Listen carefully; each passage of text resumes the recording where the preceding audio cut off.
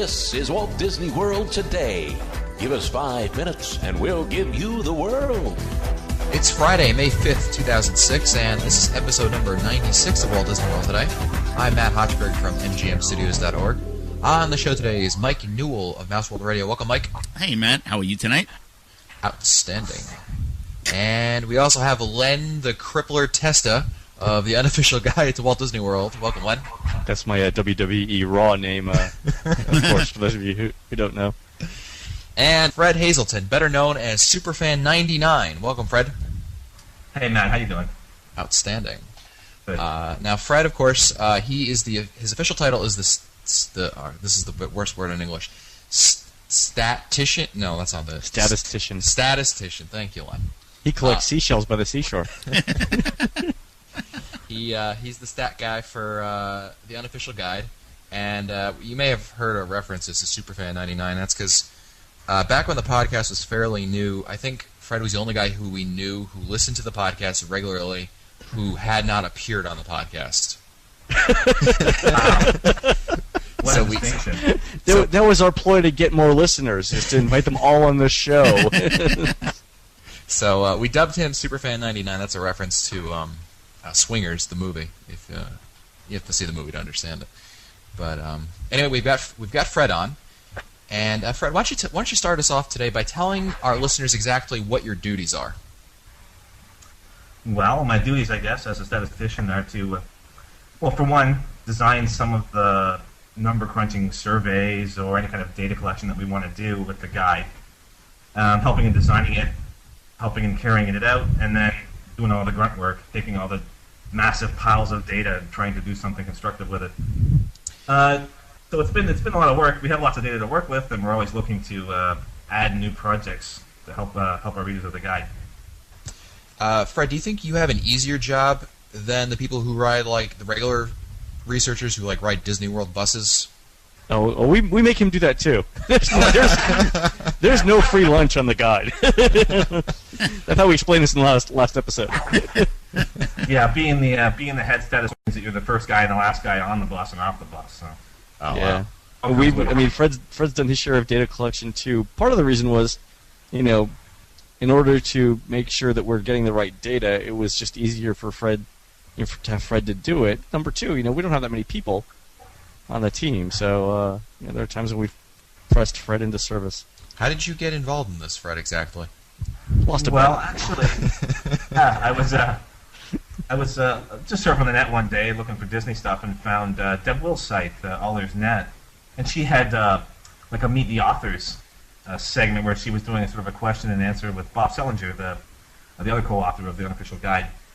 And it was just interesting to see how he took sort of a statistical and scientific approach to getting the most out of your vacation at Walt Disney World. And that was, of course, being a statistician, I thought that was pretty cool.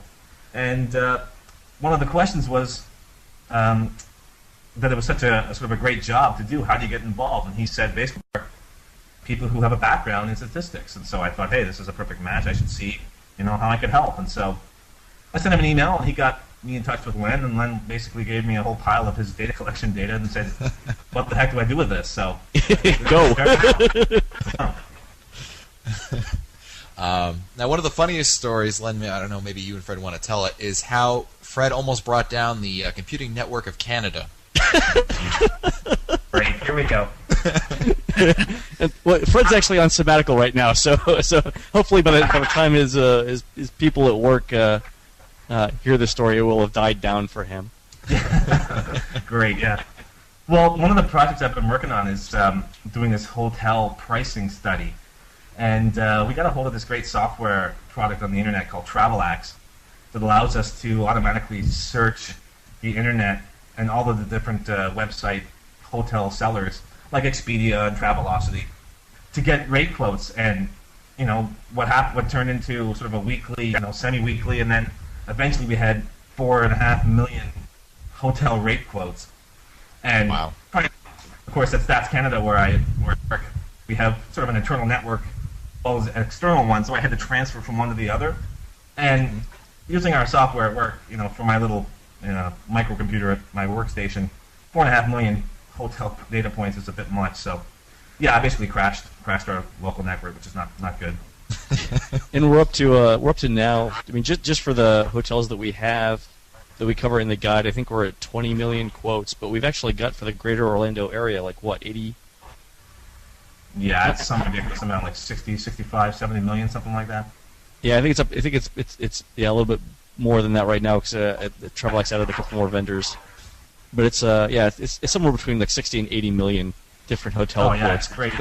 It's a complete statistician's dream. I mean, they have all kinds of data to work with, and you can filter out the stuff that isn't good. Like occasionally we'll get some kind of garbage output that we can sort of skim out. But in general, yeah, it's great. We get lots of really useful data that we've been able to do some really neat stuff with. So tell them, Fred, what we're able to do around figuring out when hotels start discounting their rooms. Like tell the listeners how we go about doing that. Well, basically what we did is we said, okay, let's download from Travelex all of the rate quotes we can possibly get for all of Orlando for a specific time period. What we wanted to do, we had to make a few decisions first. We wanted to make sure that some of the rate quotes that you get, for example, have some kind of restrictions, like you have to pay ahead up front, you pay the entire fee up front. Sometimes there are certain discounts you can get, like with a government discount or membership discounts, things like that. So what we decided, we wanted to exclude all of the membership discounts because not everybody belonged to them. And we included all of the rates which had some kind of a specific cancellation fee or you had to pay up front. What we did was we got these weekly rate quotes together and wanted to look and see, based on the different factors that a person can go in when they're booking the hotel, how does the price fluctuate based on all these factors. For example, the first thing that comes to mind is when you're going. If you're going in high season, of course, it's going to be more expensive. Mm-hmm. Also, the length of your stay. If you're going to stay for 4 nights as opposed to 7 nights, 5 nights, that didn't have a huge effect, except in the case where your stay is going to overlap with different seasons. For example, if you're staying for 3 nights from December 20th to the 22nd, it's a lot cheaper than staying, for 7 nights from the 20th to the 26th. Of course, yeah, the split stay. Yeah. Other than that, the length of your stay doesn't really affect the average price you're going to pay. Of course, which hotel that you want to go to will affect it. If it's a deluxe hotel compared to a budget hotel, the prices are what about how far? Didn't we find something out about how far in advance the hoteliers typically discount their rooms? Yeah, what we did was, because we were collecting data on a basis, and now we're doing it on a daily basis, we can see that suppose that you were going on vacation from September 2nd to 10th. If we started searching, say, in January of the previous year, and in February, March, April, as we're approaching the dates of your reservation, how does the available rate change? Yeah, you would think we that actually found that there's quite a few dips. Yeah, Sorry, I don't know if you know this, but some of the new data that I was looking at, there's actually a few dips. The biggest one, the deepest one, is about 60 days away from your reservation. So between 45 days and 60 days, that's most likely going to be the cheapest time to book your hotel. And it's just because, as we found out later, the hotel vendors will sort of review their inventory at that time, between 45 and 60 days away. Wow, that's So a at great that point, tip. Yeah, they're more likely to lower their rates at that particular time. But there's other dips as well. About 120 days, there seems to be a little bit of a dip. It isn't as deep, but definitely about 120 days out, you can. There's a little bit of a cheaper time to book your rooms then. So the bottom line is that if you're a person booking your hotel room, you're better off to if you're going to book it, say 3 or 4 months out, make sure that at the 45-day to 60-day mark, you check the rate because it might be lower. And one of the things that Matt that we're doing now is that Fred's working on is for every single hotel in Orlando, we'll be able to tell you when the day on which that particular discount takes effect. So for some hotels, I think, Fred, we said it's as late as 20-some days out, right? Yeah, it can be. Like if there's certain hotels, it seems to be more the lower priced one, like the moderates and budgets. Mm-hmm. They'll have lots of last minute deals, even 5-10 days out. Yeah. They'll offer the lowest price available for the rooms. So one of the things that Fred is looking at is for every single hotel in Orlando, at what time should you go back and check to get the best deal? Interesting. That's a great tip right there. I mean, if you can, if you can turn that around and let users, benefit from that, that'd be great. I mean, I know that I'm always, you're always playing that game. Like, did I get the best rate? Going to be next week, or did I miss it last week? Right. You know. Well, one of the other things that we're doing, in fact, I'm working on it now for the website, is to be able to provide historical information around hotel quotes. Oh, that'd be great. We're putting these, the 20-some million hotel quotes that we've got for the hotels that we cover in Orlando. We're going to put all the 20 million hotel quotes on the web, and every day we'll refresh it with the latest data, and we'll tell you, for example, for let's say the Marriott World Village. Here's what today's quote is from the lowest quote available on the web today. Here's what the same date has been trending over the last 90 days. In other words, if you're booking for, let's say, August 1st, what did the August 1st rate look like yesterday and the day before that and the day before that and the day before that, all the way back to 90 days? We'll tell you the minimum, the maximum, and the average for that. And then we'll also tell you the days on which you should check back to book that if the rates are going to be lower. So we'll be able to provide contextual information. So not only will we tell you, for example, the rate's $144, we'll also tell you, hey, this $144 rate is the best rate we've seen in the last 3 months. Right.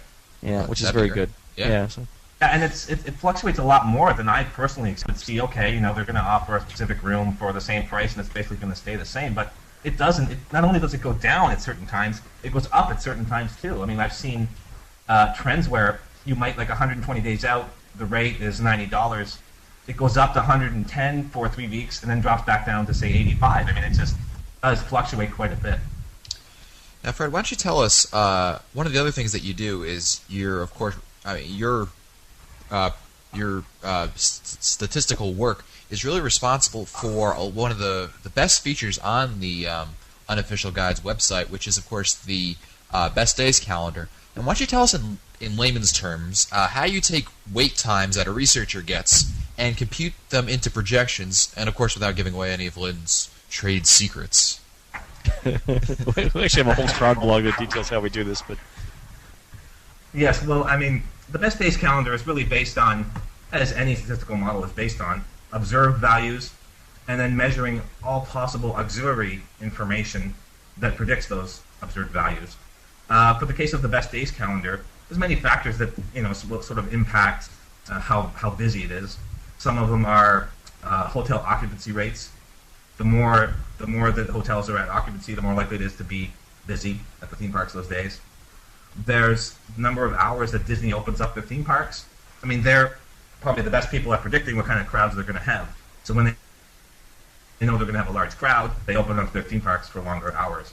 Oh gosh, there's many other different factors that we use. And what we do is basically throw them all into a pot, use pretty basic regression analysis, come up with a model that tells us, okay, here's the occupancy rate, here's the hours that the Magic Kingdom is open that week. What is our predicted crowd level going to be? We've been able to do it with pretty good accuracy. In statistical terms, the model that we have explains about 70% of all the variability for any given day. So that's pretty good. It's a pretty good model. Interesting. yeah, I mean, right now we're running plus or minus 8 minutes on our predictions, and it's been fairly steady. Which is I think really, really good. I mean, considering some of the fluctuations that happen. Yeah. Pretty good. Now, Len, has the Best Days calendar been around since before Fred was brought aboard, or did Fred? It's one of those things that we couldn't have done without Fred. We might have been able to collect the data, and I think we actually took a first attempt at this without getting Fred involved. I think Bob took a first stab at this for the 04 edition, and I think the 04 edition came out in September of 03, and I think it came out in September, so by October we knew it needed work because the numbers just weren't matching up. So for really 2005 is where I think it was probably the thing we worked on the most. Would you say so, Fred?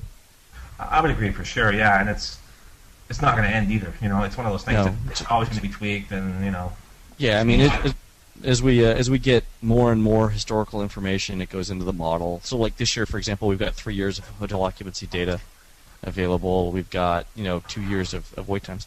But it's really one of those things where, if you just look at the numbers and you try and do like a simple calculation like average or something like that, it just doesn't work out. You really need someone with Fred's skill set to make sense of the numbers. Otherwise, you're not gonna. It'll just never work. So now, of course, the Best Days calendar, maybe we can take an opportunity right here quickly to kind of explain it for some of our listeners. Well, there'll be a link in the show notes to the Best Days calendar. And what it does is it lists out a number based for each day, and the number corresponds to how busy the park is, right? Right, and then it's a 1 to 10 scale, and essentially if you multiply the number by 10, that's roughly the worst wait time you will see during the day at the Magic Kingdom's headliner attractions. So, for example, if the number's a 5, you multiply that by 10, you get 50. That means that we expect for that particular day the worst wait time of the day at Space Mountain, Splash Mountain, or Big Thunder Mountain to be about 50 minutes. Okay. And that's minus 8 minutes, I think we said, right? Plus or minus. Yeah, plus or minus 5 minutes or so. It's actually a 10-minute range, so we might actually say 40. If the number is if the scale is 5, it'll actually be 45 to 54 minutes. Right. Is the range. Disney only gives its ride wait time numbers in increments of 5 minutes for most attractions. For the newer attractions, it's 3, but for most attractions, it's 5. We don't give a number on our scale higher than 10 because that's 100 minutes, and as one of our readers pointed out, anything beyond that is just varying levels of bad. So we don't. So it's all irrelevant once you get past 100 minutes wait time, right? Yeah, I mean, and a couple interesting. I don't think someone's going to wait for 110, but not 140. Yeah, exactly. I mean, if you're in line for 100 minutes, you're in line for 150.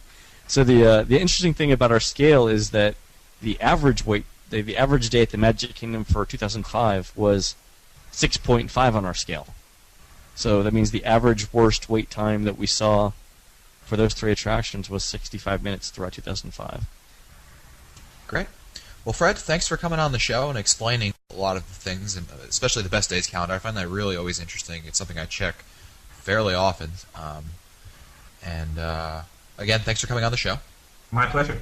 And that's it for us today. This has been episode number 96 of Walt Disney World Today. If you want to find older episodes, read our show notes, or send us your comments, visit the Walt Disney World Today website at www.wdwtoday.com. You can also email us at questions@wdwtoday.com. For Len Testa, Mike Scopa, Mike Newell, and Superfan99, I'm Matt Hochberg. We'll see you on the next show.